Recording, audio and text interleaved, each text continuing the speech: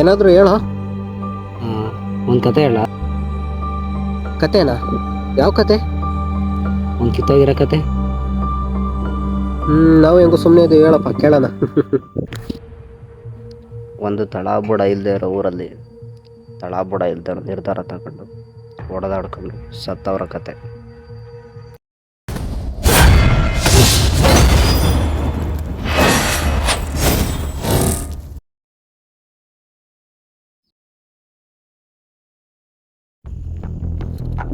ಪ್ರತಿ ಕ್ಷಣ ದೇವರು ನಮ್ಮ ಕೈನ ಹಿಡಿಯಲ್ಲ, ನಮ್ಮ ದಾರಿಯ ನಾವೇ ಹುಡ್ಕೋಬೇಕು. ನಮ್ಮ ನಿರ್ಧಾರ ನಾವೇ ಮಾಡ್ತಿರ್ಬೇಕು.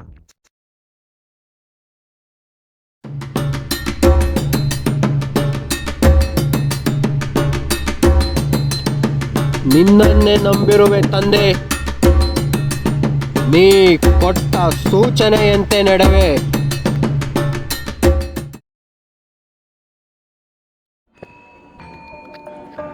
ಎಷ್ಟು ದೂರ ಬಂದೆ ನಾನು.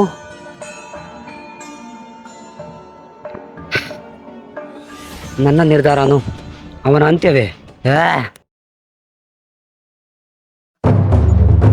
ಹೇಳು, ನಾನು ಈಗ ಏನು ಮಾಡಬೇಕು? ನನ್ನಲ್ಲಿ ಈಗ ಸಮಯವಿಲ್ಲ. ನಿನ್ನ ನಿರ್ಧಾರ ತಿಳಿಸು. ನಿನ್ನ ನಿರ್ಧಾರ ವಿನಾಶವೇ? ಆಶೀರ್ವದಿಸು ತಂದೆ.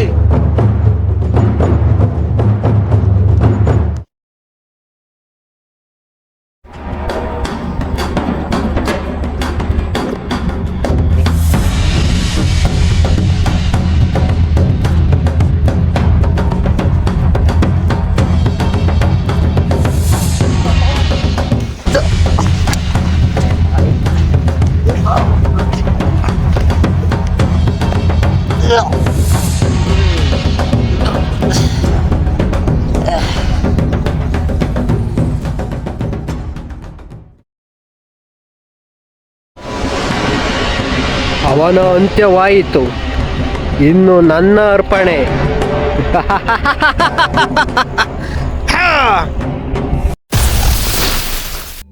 ಒಂದ್ ನಿಮಿಷ, ನನಗೆ ಈ ಕತೆ ಏನೂ ಅರ್ಥ ಆಗ್ತಿಲ್ಲ. ಅವ್ರಿಬ್ರು ಯಾರು? ಅಲ್ಲಿಗೆ ಯಾಕೆ ಹೋಗಿದ್ರು? ಅಲ್ಲೇನ್ ನಡೀತು?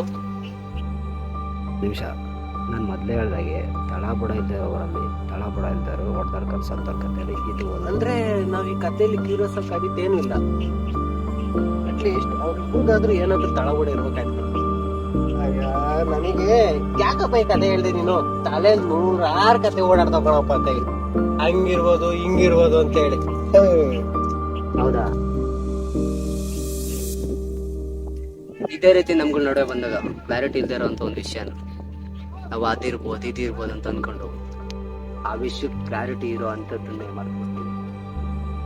ಇನ್ನೊಬ್ರು ತಲುಪೋ ಅಷ್ಟರಲ್ಲಿ ಬೇರೆನೇ ಅರ್ಥ ಆಗುತ್ತೆ.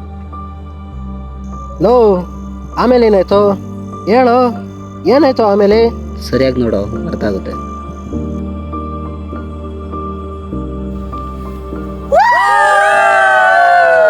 ಜಿಂಗ ಲಕ ಲಕ ಲಕ ಬರ್ರ ಅಜಯ್ ಅವ್ರಿಗೆ ಹುಚ್ಚಿಡಿತವ್ರಿಗೆ.